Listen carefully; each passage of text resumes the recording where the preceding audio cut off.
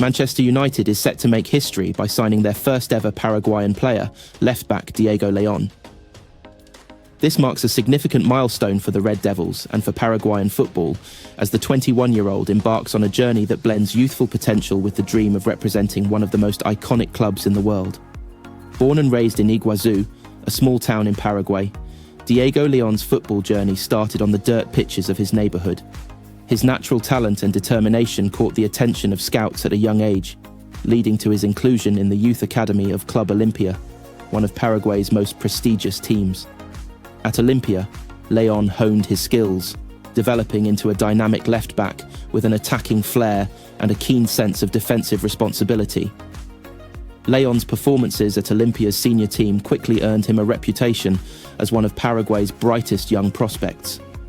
His ability to combine overlapping runs with precise crossing made him a standout performer in the Paraguayan Primera Division. Additionally, his defensive acumen and tactical intelligence caught the eye of European scouts, paving the way for his transfer to the international stage.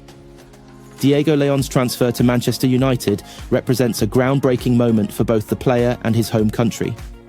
Erik Ten Hag's management style and emphasis on developing young talent make Old Trafford the ideal environment for Leon's growth.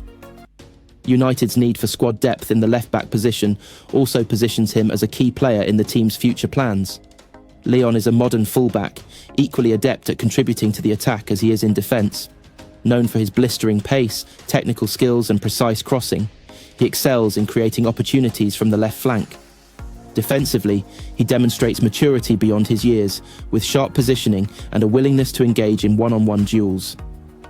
Fans can expect Leon to bring a new dimension to United's play, offering width and creativity down the left side. His performances in the Paraguayan League and international fixtures have shown glimpses of a player who could evolve into a world-class talent. For Diego Leon, joining Manchester United is the culmination of years of hard work and perseverance. It's a dream come true for the young left-back and a source of pride for Paraguay. His journey from Iguazu to Old Trafford serves as an inspiring story for aspiring footballers worldwide, proving that talent combined with determination can overcome any barrier. As Diego Leon steps onto the pitch at Old Trafford, he not only carries the hopes of Manchester United fans, but also the dreams of an entire nation. All eyes will be on this promising youngster as he begins to write the next chapter in his already remarkable career.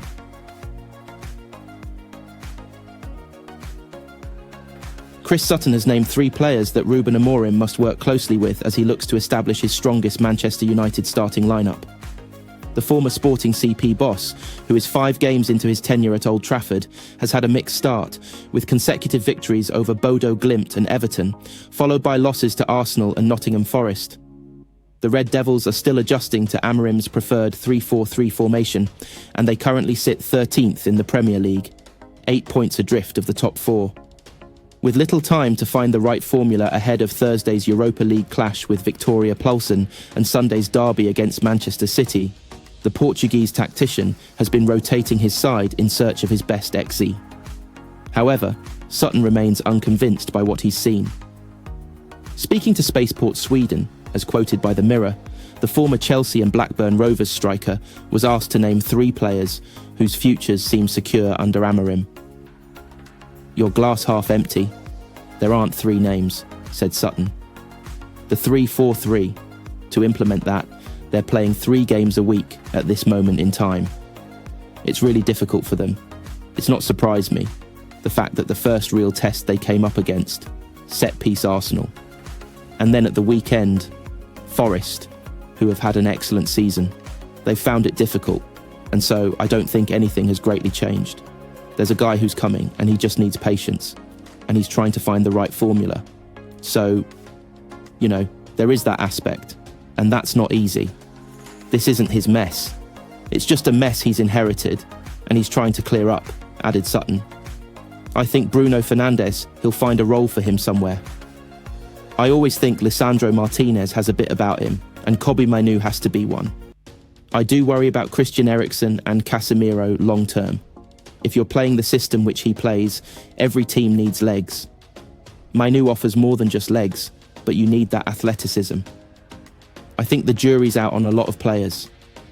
I'm glad you didn't say 5 names. United are already making changes, with Marcus Rashford among those they are reportedly open to offers for in the January transfer window. Sir Jim Ratcliffe is keen to reshape the squad, with Casemiro and Eriksen likely to be moved on at the end of the season, while Harry Maguire, Victor Lindelof and Johnny Evans also out of contract in June. Amorim believes he can get the best out of the squad he has inherited from Erik Ten Hag, given time. After the defeat to Forest, the United boss said, "You have to continue your job, doing the same things, being really convinced of your way." I'm really convinced of that. It's really hard to lose games. I know the public and the fans want to win. It's a long time without winning, without that feeling. We're in a long journey, and we're going to do it. Ruben Amorim watched on at Carrington as an almost fully fit Manchester United squad trained ahead of Thursday's Europa League clash with Czech outfit Victoria Plzeň. United fly out on Wednesday afternoon as they seek a third consecutive win in the competition that would see them close the gap to the top 8 and the automatic qualifying spots for the last 16. Only Luke Shaw was missing from the training group as the injury situation at the club finally abated. As per UEFA guidelines, the media were invited in to see the first 15 minutes of the session. The section of open training we were permitted to see was taken up entirely by rondos, and while there were plenty of coaching and fitness staff out on the grass, Amorim stood alone, distant from the fun unfolding in front of him. Coaches won't learn an awful lot from watching a rondo, and Amorim was happy to let other staff members observe the 2 groups of outfield players going through the drill. Amorim stood alone, maybe 20 yards away from the rondos. When the sessions really get going, the head coach becomes a central figure, talking players through drills in his 3-4-3 shape, but when time allows, he is happy to step back. It was noticeable how many staff members were at the training session compared to Erik Ten Hag. Under the Dutchman, there would generally only be the first team coaches out on the grass, but on Wednesday morning, there were 17 different staff members out, including goalkeeping coaches Jorge Vital and Craig Mawson, who were taking the keepers in a separate warm-up drill. All of Amorim's first-team staff were on the grass, but they were joined by a cast of extras, all with a designated role to play in part of the session to come. They stood around in small groups talking, and it was unusual to see quite so many staff members around a training session. It was a regular complaint during the Ten Hag era just how tardy the timekeeping around open training sessions was. On at least one occasion this season, the players only emerged an hour after the media had been told it would begin. That might seem like a minor complaint, but it also paints a picture of a tardy and lax attitude, and fuels the idea that United simply weren't across the details when Ten Hag was in charge. That has changed now. On Wednesday, the players were out at the exact time the session was due to begin, and things ran like clockwork. The energy and enthusiasm are always high during the pre-session rondos, and that was no different on Wednesday. In one group, Lisandro Martinez went to the ground to fly into a sliding tackle as he tried to win the ball, showing that aggression is on show on the training pitches as well as in matches. Casemiro was loudly counting the number of passes in his group. After one controversial decision, Martinez and Bruno Fernandes lifted Tyrell Malacia off his feet and plonked him into the middle. It was a rare session across the last 18 months in that it didn't feature any academy youngsters who have regularly made the numbers up under Ten Hag and Amorim. Most of them played at Old Trafford on Tuesday night as the under-19s crashed out of the UEFA Youth League, but they also weren't needed in the first-team squad as the injury situation finally begins to improve. Shaw was the only first-team player absent, which meant a 25-man group could train without the need to boost numbers from the academy. Ethan Wheatley made his Manchester United senior debut against Sheffield United in April. Wheatley wrote himself into the club's history books by becoming the 250th player from the academy to make a senior bow, but he will want to be remembered for more than that. Wheatley started for the under-19s against AZ Alkmaar in the UEFA Youth League on Tuesday, and his next steps must have crossed his mind as he entered an almost empty Old Trafford. Around 300 supporters braved the cold to attend the game, and Wheatley was the only youngster on the pitch who knows what playing in front of a sold-out Old Trafford feels like. Wheatley will want more of that feeling. Playing at Old Trafford is special regardless, but performing in front of a sellout crowd is a unique opportunity for academy players, and Wheatley might have to push for a loan in the January transfer window to continue making inroads to the first team. Ruben Amorim wasn't among the United club staff who attended Old Trafford, and a source has admitted he's not had a chance to watch an academy fixture due to his busy schedule. The presence of Amorim would have given Wheatley an added incentive to impress against AZ, but his reputation remains high among academy coaches following a promising 2024. Wheatley also didn't have too much to feed off against AZ. The Dutch side flew out of the traps and created two great chances within the first few minutes, but the game settled into a steady rhythm, and United's best chance of the first 45 minutes fell to the head of Amir Ibrahimov. For context, Ibrahimov has heart in abundance, but was the smallest player in a red shirt.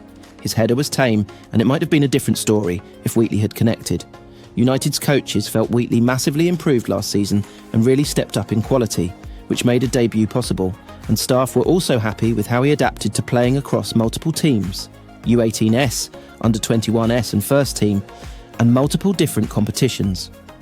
Wheatley grew into his body after what a source described as diligent work in the gym, with strength and conditioning coaches, and Travis Binion said he had the perfect number 9 frame.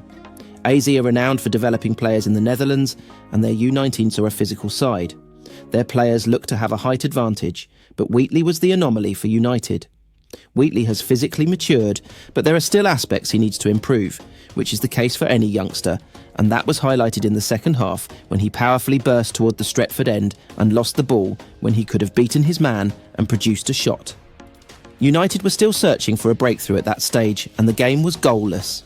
United goalkeeper William Murdoch had made 2 superb saves at the beginning of the match to deny AZ from taking an early lead, and neither side looked capable of producing a decisive moment. Wheatley was working off scraps and looked frustrated when the hour mark arrived. He will benefit from a loan in January and should be among those at the front of the queue to leave. AZ won 2, one in the first leg of the tie, and United needed a goal, otherwise they would crash out of a competition which they earned qualification for by winning a treble last season. Chido Obi Martin was introduced from the bench for the final 10 minutes. Obi Martin and Gabriele Biancheri replaced Wheatley and Jadon Sancho, and the changes represented the last throw of the dice from Adam Lawrence as his side inched close to exiting the Youth League. AZ defended brilliantly throughout the game, and not even Obi Martin could pull the rabbit from the hat. United's best player on the night was Murdoch in between the sticks, and it says a lot when your keeper is your best player. Nonetheless, Lawrence will still be proud of his players. United only qualified for the competition because their U18S were the champions of England last season, and that shouldn't be forgotten because it was a remarkable achievement.